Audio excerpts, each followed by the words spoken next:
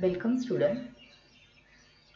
Today we are going to discuss a new topic, that is sex-linked inheritance from the chapter Inheritance and Variation.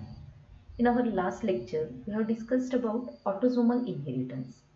In autosomal inheritance we again discuss two types, that is dominant autosomal inheritance with the example of widow's peak and recessive autosomal inheritance with the example of phenylketonuria. Now, in this lecture, we are going to discuss about the sex-linked inheritance. First of all, we have to know what is the sex-linked traits. Sex-linked traits are the traits which are controlled by the genes which are present on a sex chromosome. As we all knew that, which are the sex chromosomes in a human being? That is X and Y chromosomes. They are considered as a sex chromosomes because they determine the sex of an organism. The function of sex chromosome is not only to determine the sex of an organism, but it also carries some genes which can control other characters also, and that characters which are controlled by the genes which are present on a sex chromosomes are called as the sex linked characters, and the inheritance of such a character is called as the sex linked inheritance. So let us discuss about sex linked inheritance. The genes which are located on non-homologous region of sex chromosomes are called as the sex linked genes. Okay, in our last lectures we have discussed about the structure of X and Y chromosomes. We knew that the X and Y chromosome has two regions, the homologous region, that is identical region, and non-homologous region, that is a non-identical region. Sex-linked genes are present on non-homologous region, that is non-identical region of X and Y chromosomes. The traits that are determined by sex-linked genes are called as sex-linked traits. Okay student, X आणि Y क्रोमोझोमचा जो non identical part आहे किंवा region आहे त्याला आपण non homologous region म्हणतो. त्या रिजनवरती ज्या जीन्स प्रेझेंट असतात त्या जीन्स ज्या कॅरेक्टर्सला कॅरी करतात किंवा कंट्रोल करतात त्या कॅरेक्टर्सला आपण काय म्हणतो किंवा त्या ट्रेट्सला आपण काय म्हणतो? Sex linked traits. Why we called it as a sex linked trait? Because they are controlled by the genes which are present on a non-homologous region of X and Y chromosome, and the X and Y chromosome are a sex chromosome. Get it? Then the inheritance of sex linked genes from parents to their offspring is called as the sex linked inheritance. आणि sex linked traits जे आहेत किंवा jeans जे आहेत त्यांचं one generation to next generation किंवा parents to offspring कडे carry होण्याचा जो पॅटर्न आहे किंवा जी प्रोसेस आहे त्याला आपण सेक्स लिंक्ड इनहेरिटन्स म्हणतो. Get it? तीन गोष्टी लक्षात ठेवायच्या सेक्स लिंक्ड इनहेरिटन्सच्या संदर्भात. सगळ्यात पहिल्यांदा ज्या genes non homologous region of X and Y chromosomes वरती प्रेझेंट असतात त्यांना आपण सेक्स लिंक्ड जीन्स म्हणतो. त्याचबरोबर सेक्स लिंक्ड जीन्स ज्या कॅरेक्टर्सला कंट्रोल करतात त्या कॅरेक्टर्सला आपण सेक्स लिंक्ड कॅरेक्टर्स किंवा सेक्स लिंक्ड ट्रेट्स म्हणतो. And third thing, the pattern or the inheritance of sex linked genes from parents to offspring is called as sex linked inheritance. Get it? Now there are two types of sex linked jeans.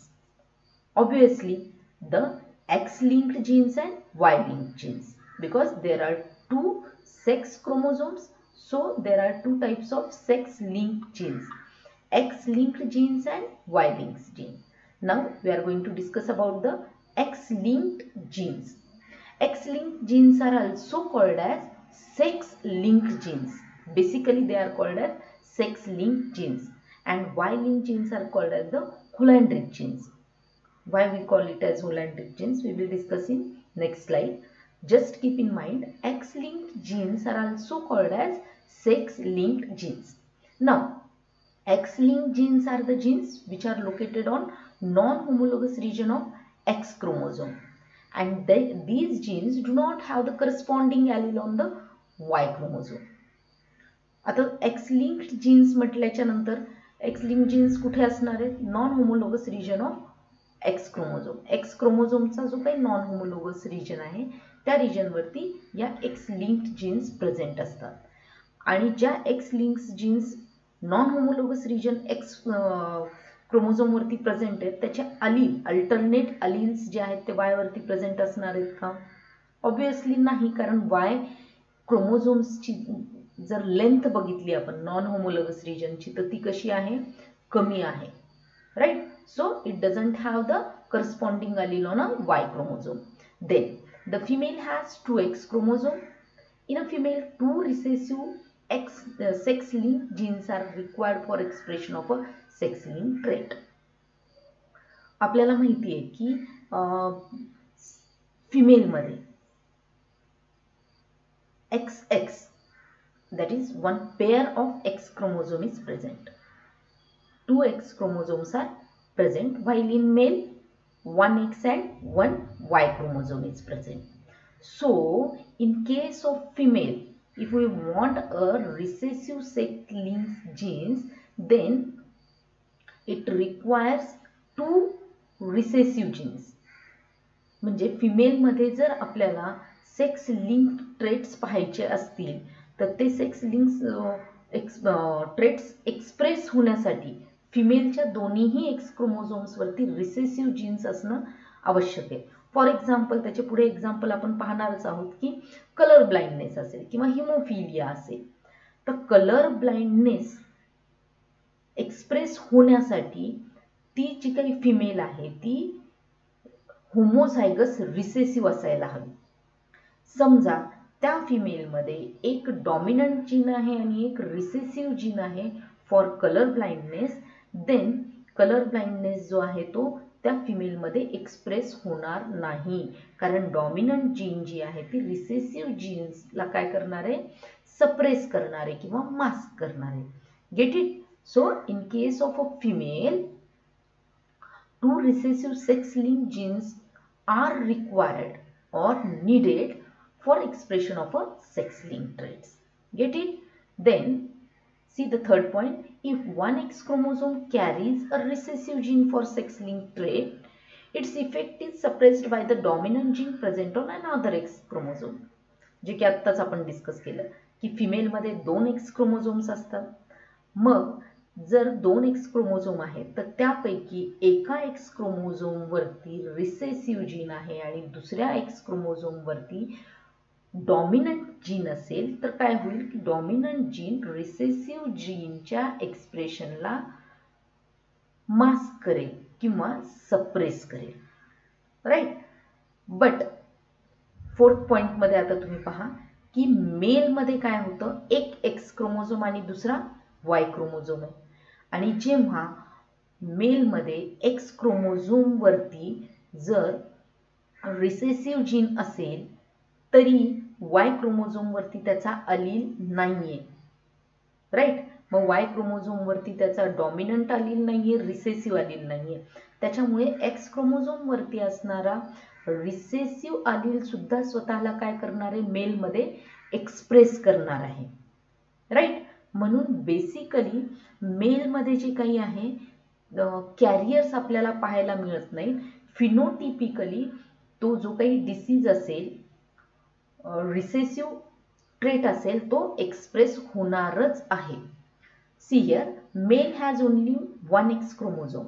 If X chromosome carries X linked recessive gene for a sex linked trait, then it is expressed phenotypically because there is no dominant gene on a Y chromosome to suppress its effect. Okay, म्हणजे परत एकदा थोडंसं comparison करा.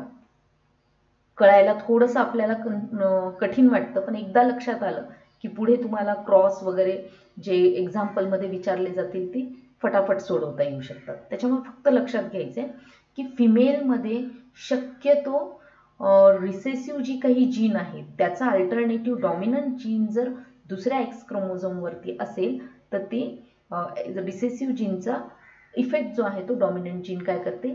Suppress करते. म्हणून फिमेल्समध्ये mostly carriers आपल्याला पाहायला मिळतात किंवा एक्स लिंक्ड डिसीजेस जे आहेत ते मोस्टली आपल्याला फिमेलमध्ये कमी प्रमाणात पाहायला मिळतात, कारण तिथे चान्सेस आहेत की एक डॉमिनंट जीन आणि एक रिसेसिव्ह जीन असण्याचे.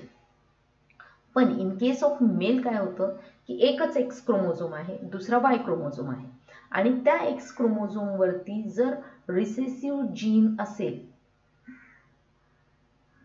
ओके, रिसेसिव्ह जीन असेल जी एक्स लिंक डिसीज किंवा एक्स लिंक ट्रेटला इन्फ्लुएन्स करणारी, तर त्या ठिकाणी वाय क्रोमोझोमवरती त्याचा अल्टरनेटिव्ह नाही आहे. सो मेलमध्ये ते जे काही सेक्स लिंक ट्रेट आहे ते फिनोटिपिकली एक्सप्रेस होतच, okay, because there is absence of a dominant gene on a Y chromosome. So therefore the sex linked or X linked traits appear more frequently in males than in the females. For example, X linked traits includes the hemophilia, color blindness, night blindness, myopia, muscular dystrophy.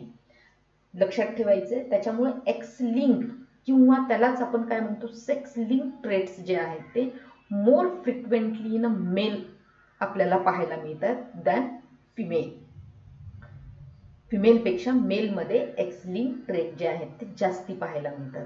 परत परत मी repeat करते कारण यावरती बऱ्याचदा questions विचारले जातात. Get it?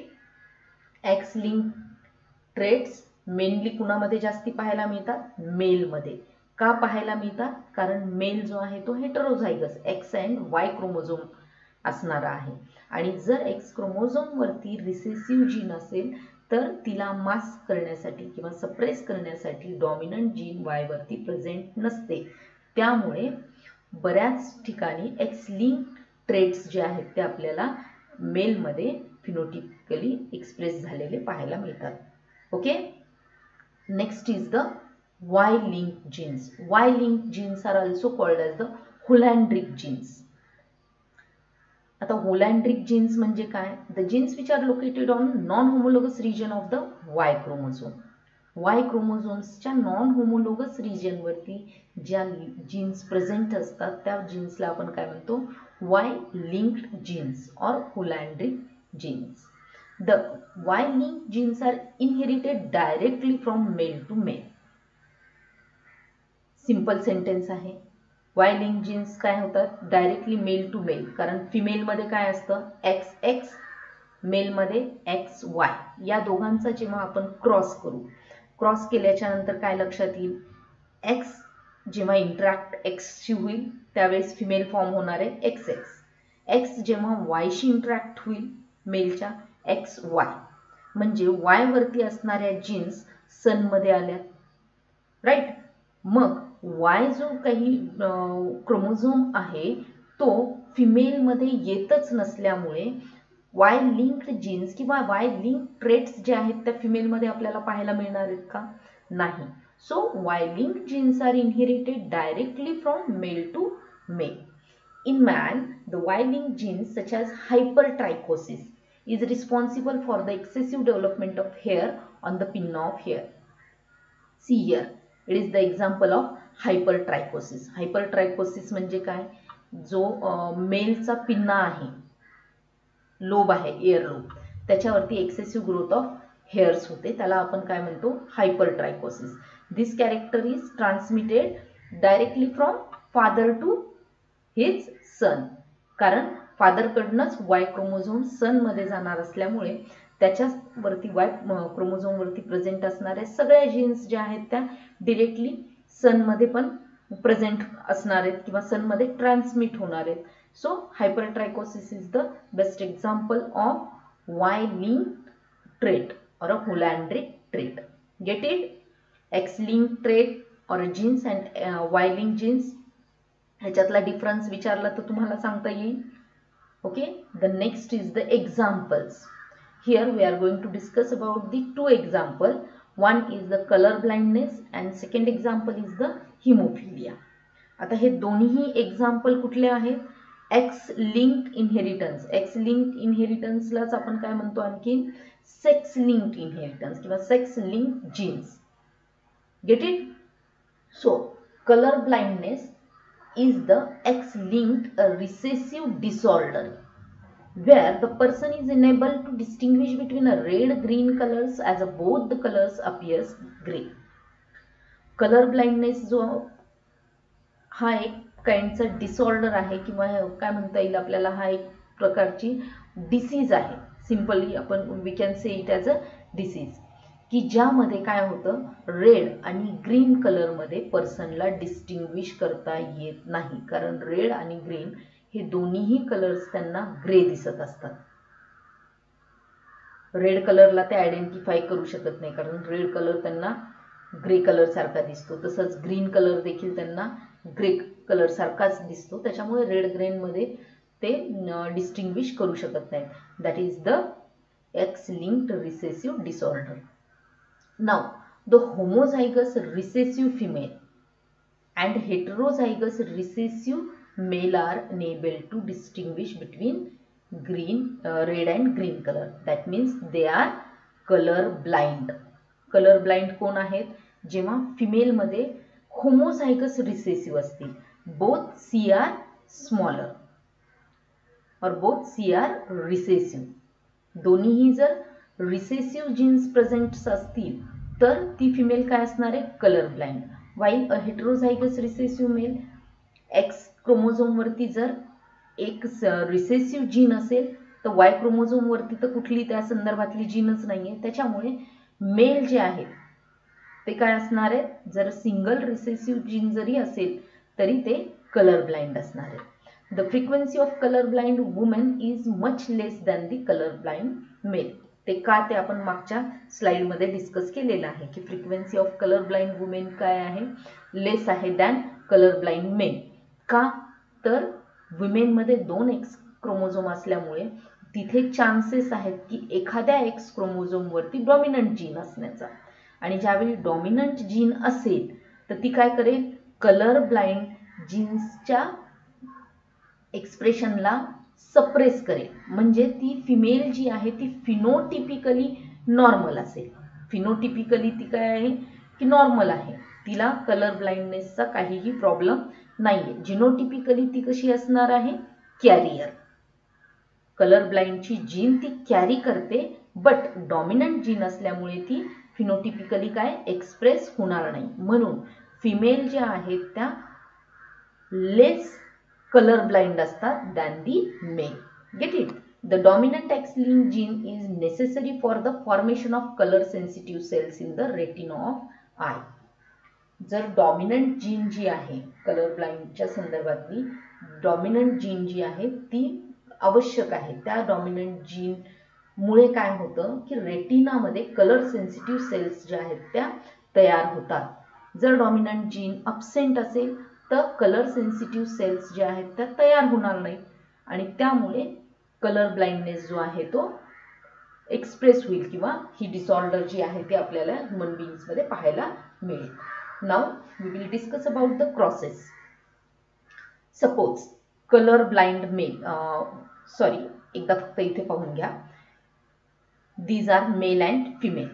Normal male कधी असणार आहे, जेव्हा कॅपिटल C प्रेझेंट असेल, डॉमिनंट जीन जर असेल तर तो मेल काय असेल, नॉर्मल. आणि जेव्हा X क्रोमोझोम वरती रिसेसिव्ह जीन प्रेझेंट असेल तर तो पर्सन काय असणार आहे, मेल, कलर ब्लाइंड. इथे कॅरियरची काही शक्यता आहे का, नाही, एक तर नॉर्मल किंवा colour blind. But in case of female, if both dominant genes are present then that female is a normal female. If both recessive genes are present, then that female will be color blind. But in case of heterozygous, one dominant and one recessive gene present, then the dominant gene will suppress the expression of recessive gene and that female will be the carrier only. Get it? हे थोडासा table तुम्ही लक्षात घ्यायचा आणि या टेबलवरूनच आपण पुढचे 2 cross पाहणार आहोत. Marriage between a colour blind mail and with a normal female. आता कलर ब्लाइंड मेलचा मग जिनोटाइप काय असणार आहे, रिसेसिव्ह C असणार आहे X and Y. And normal female, as we know that X capital C, X capital C. That is the genotype. Then 4 kinds of gamete will be formed. After gamete formation, F1 generation. F1 generation मध्ये काय आहे? This is the small c when it cross with the capital C. काय होणार आहे? Heterozygous XX chromosomes. मग ही जी काही आहे हा जीनोटाइप कुणाचा आहे? कॅरियरचा. त्याचबरोबर again a carrier daughter. Here normal son. Here again normal son, कारण Y क्रोमोझोम सोबत डॉमिनंट C येतोय, right. So here 50% of the daughters and 50% are son will be formed. आणि ह्या जे काही 50% daughters म्हणजे आणि 50% son आहेत त्यापैकी 100% daughters जे आहेत त्या कॅरियर आहेत आणि 100% son जे आहेत ते काय आहेत? नॉर्मल son आहेत. Get it? The marriage between colorblind male and normal female produces normal vision male. They produce normal vision male and female offspring in F1. इथे फिमेलची पण विजन कशी असणार आहे? नॉर्मलच असणार आहे. म्हणजे त्यांना कलर ब्लाइंडचा डिसीज आहे का? नाही. फिनोटिपिकली त्या नॉर्मलच असणार आहे. म्हणजे F1 जनरेशन मधले सगळेच फिनोटिपिकली कसे असणार आहेत? नॉर्मल आहेत. The sons have normal vision but daughter will be carrier for the disease. But the daughter will be the carrier. त्यांच्यामध्ये एक रिसेसिव्ह जीन आल्यामुळे ते काय असणार आहेत? कॅरियर असणार आहेत. म्हणजे कलर ब्लाइंड वडिलाची सगळी मुलं, मग मुलगा असू दे किंवा मुलगी, ते कसे असणार आहेत? नॉर्मल विजनचे असणार आहेत. Get it? Now when we cross the carrier female with a normal male, what we will get? See there, marriage between a carrier female and normal male. Okay, carrier female घेतली आणि तिचा normal mail सोबत जर आपण cross केला तर काय लक्षात येतं? बोथ डॉमिनंट जीन असेल तर नॉर्मल फिमेल, देन एक डॉमिनंट जीन आणि Y क्रोमोझोम असेल तर हे काय? Normal male. Here recessive gene and dominant gene in a case of female, it is a carrier female. Recessive gene of X chromosome and Y chromosome, then it is a color blind male. Get it? म्हणजे carrier female आणि normal मेलचा जर आपण cross केला तर आपल्याला काय लक्षात येतं की 25% females are of normal genotypically and phenotypically also. 25% normal males are present, 25% carrier females are present and 25% are color blind male. म्हणजे तुम्हाला काय लक्षात आला? पहिला क्रॉस आपण कुणामध्ये केला होता? कलर ब्लाइंड मेल आणि नॉर्मल फिमेल. त्याच्यामध्ये सगळे कसे होते? नॉर्मल विजनचे होते, पण 50% ज्या फिमेल आहेत त्या काय होत्या? कॅरियर होत्या. मग त्यातलीच आपण कॅरियर डॉटर एक निवडली आणि तिचा नॉर्मल मेल सोबत जेव्हा क्रॉस केला तर आपल्याला काय लक्षात आलं की 25% मेल जे आहेत ते कलर ब्लाइंड मेल आहे. That means the disorder from a father is carried to his grandson through his daughter. म्हणजे आजोबांकडनं नातवाकडे कलर ब्लाइंड डिसऑर्डर जी आहे ती कॅरी झाली आहे थ्रू अ मदर. लक्षात येते? आजोबांकडनं नातवाकडे आईच्या माध्यमातून हा कलर ब्लाइंडचा जो डिसीज आहे तो काय झालाय? कॅरी झालाय. That kind of inheritance is called as the criss cross inheritance. कारण इथे डिरेक्टली वडिलांकडनं मुलाकडे आलाय का? नाही. वडिलांकडनं मुलीकडे, मुलीकडून तिच्या मुलाकडे. पण मुलगी कलर ब्लाइंड होती का? नाही, ती फक्त कॅरियर होती. So actual disease from father will skip to the grandson. Get it? Marriage between carrier female and normal male. produces female offspring with normal vision, but half of them will be carriers for the disease. Half of the male offspring will be the normal while remaining half will be the color blind. इथे त्यांनी result दिलेला आहे की हे जे काही 4 आहेत त्यातले 25% म्हणजे फिमेल किती आहेत, 50% फिमेल आहेत. त्यातल्या 50% मधल्या 25 काय आहेत नॉर्मल आणि 25 ज्या आहेत त्या कॅरियर. दॅट मीन्स 50 चे 25 म्हणजे काय झाले 50%. 50% ज्या आहेत त्या हाफ, अर्थात हाफ फिमेल ज्या आहेत त्या नॉर्मल, हाफ फिमेल कॅरियर. त्याचबरोबर half male normal and half male color blind. Get it? Then from above example it is clear that the X-linked recessive gene for color blindness is inherited from color blind father to his grandson through his daughter.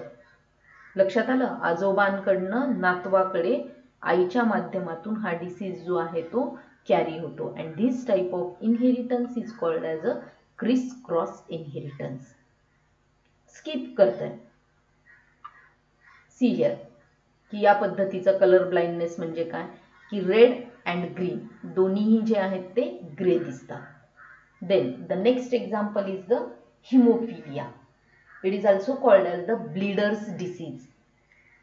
Hemophilia, it is also a X-linked recessive disorder in which blood fails to clot or coagulate very slowly.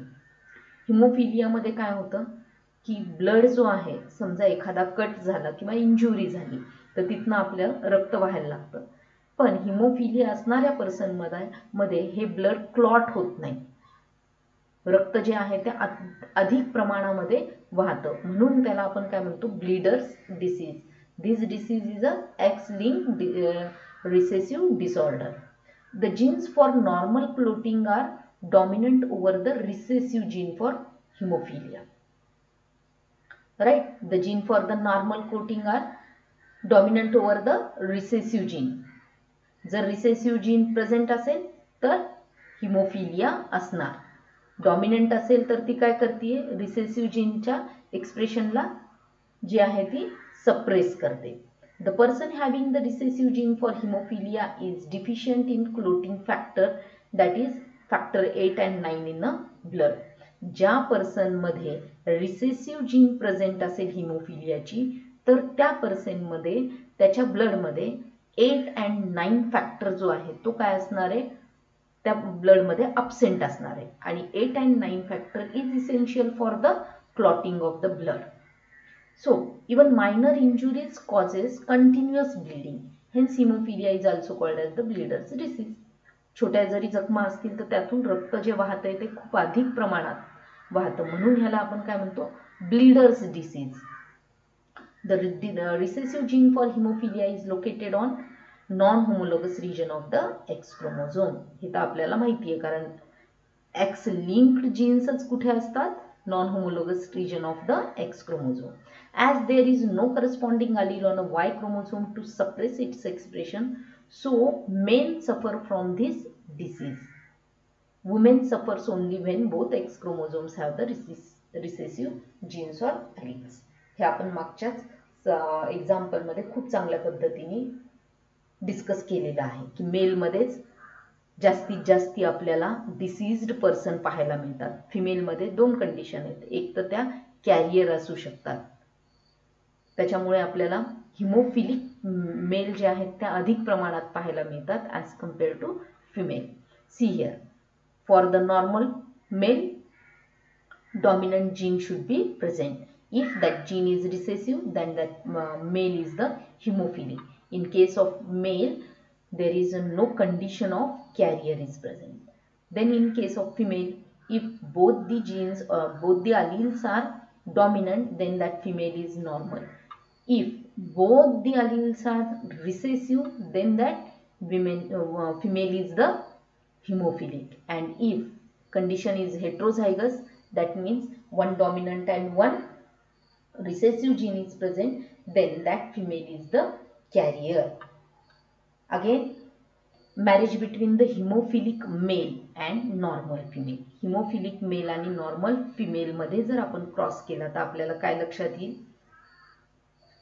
की 50% daughters होतील, 50% सन होतील. त्यापैकी ज्या काही 50% daughter झालेल्या आहेत त्या दोन्ही डॉटर कशा असणार आहेत, carrier daughter, because they contain one recessive gene. But in case of male, मेलमध्ये काय होणार आहे, हिमोफिलिक मेल वायवरती तर ती जीन प्रेझेंट असणारच नाही आणि नॉर्मल फिमेलच्या डॉमिनंट जीनमुळे दोन्हीही सन काय असणार आहेत, normal son. Get it. Haemophilic male and normal फिमेलचा जेव्हा आपण क्रॉस करू तर phenotypically all their progenies or daughters and sons are normal, but the daughters are carrier for the disease. त्यांच्यामध्ये एक्सप्रेस होणार नाही ब्लीडर्स डिसीज किंवा हिमोफिलिया. त्या normally phenotypically they are normal, but genotypically they are the carriers. Disease carry करणारी recessive gene फक्त त्यांच्यामध्ये present असणार आहे. Then the next cross is of the carrier daughter with normal male. आता carrier daughter आणि normal मेलचा जेव्हा आपण cross करू त्यावेळी आपल्याला काय लक्षात येईल, 25% of females are normal, then 25% of males are normal, then 25% of female are carrier and 25% male are color blind. Again here also criss-cross type of inheritance is present. That means hemophilic father, from the hemophilic father that disease is carried to his grandson through the daughter. So this is also a criss-cross type of inheritance. Get it? Then hemophilia is also called as the royal disease. Hemophilia disease is also called as the royal disease. आता royal disease ह्याला का म्हटलं जातं, because it affects the royal families of England, Germany, Russia and Spain in 19th and 20th century. 19व्या आणि 20व्या शतकामध्ये ज्या काही royal families होत्या इंग्लंड मधल्या, जर्मनी, रशिया आणि स्पेन मधल्या, तर त्या फॅमिलीजमध्ये हा डिसीज जो आहे तो फ्रिक्वेंटली पाहायला मिळालेला आहे. The queen Victoria of England who ruled from 1837 to 1901 was believed to have been a carrier of a haemophilia.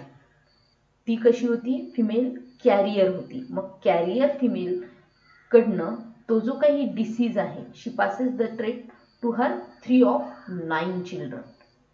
9 चिल्ड्रनपैकी 3 चिल्ड्रन्सला तिचा हा जो काही हिमोफिलिक डिसीज आहे तो कॅरी झालेला आहे. सो लक्षात आलं, hemophilia, it is also called as bleeders disease, it is also called as the royal disease. Okay, in this lecture we have discussed about the sex linked inheritance, in which we have discussed about the sex linked genes. The genes which are present on non-homologous region of X and Y chromosome are called as sex-linked genes. Here, two types of sex-linked traits are present: X-linked traits and Y-linked traits. X-linked traits are also called as sex-linked traits, while Y-linked traits are called as the Hollandric traits. Examples of X-linked traits are hemophilia and colorblind, that we have discussed in detail. And example of Y-linked trait is the hypertrichosis. Get it? Here are some questions for you. Solve the questions. Thank you.